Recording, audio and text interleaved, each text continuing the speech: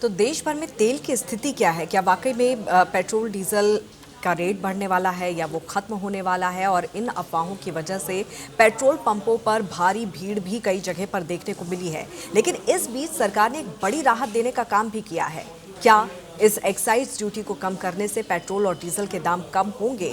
ये एक बड़ा सवाल है और इसी पर चर्चा करने के लिए हमारे साथ हमारे तमाम संवाददाता अलग अलग जगहों से मौजूद है। अपराजिता दिल्ली से हमारे साथ जुड़ी हुई हैं, पंकज अवस्थी कानपुर से, Rajendra Singh Jadaun state head MP से हमारे साथ जुड़े हुए हैं, अमर सदाना स्टेट हेड छत्तीसगढ़ से हमारे साथ जुड़े हुए हैं। सबसे पहले अपराजिता का रुख यहाँ पर कर लेते हैं। अपराजिता, क्या लगता है कि जिस तरह से सीएनजी को लेकर, तेल को लेकर पूरे देश भर में आग लगी हुई है, अफवाहों का दौर भी यहां पर गर्म होता हुआ नजर आ रहा है, सरकार का एक्साइज ड्यूटी कम करने वाला फैसला क्या राहत बनकर आएगा लोगों के सामने?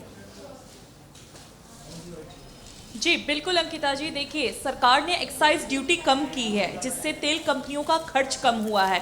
अब अगर कंपनियां सीधे ग्राहकों को इसका फायदा पहुंचाती हैं तो आने वाले समय में पेट्रोल डीजल के दामों में आपको गिरावट देखने को मिल सकती है, लेकिन तुरंत से गिरावट देखने को मिले ये अभी साफ नहीं किया गया है। और जिस तरीके से पेट्रोल पंप पर आप देखेंगे लंबी लंबी लाइनें लगी हुई आपको दिख रही हैं, वो सिर्फ और सिर्फ अफवाहों की वजह से हुआ है। और सरकार ने भी अपना रुख इस पर स्पष्ट करते हुए साफ तौर पर कह दिया है कि अफवाहों पर ध्यान मत दीजिए, क्योंकि सरकार और तेल कंपनियां बार बार जनता से आग्रह कर रही है और अपील करते हुए यही कह रही है कि देश में पर्याप्त मात्रा में जो तेल है उसका स्टॉक है, यानी कि घबराने की जरूरत नहीं है। और किसी भी तरीके के अफवाह पर ध्यान देकर आप जो है पूरी टंकी को मत फुल करवाइए। ऐसे में क्या है, जितनी जरूरत हो उतना ही आप तेल लीजिए ताकि सबको तेल मिल सके। तो इस हिसाब से आप देखें तो बार बार सरकार की तरफ से अपील की जा रही है कि जनता पैनिक ना हो।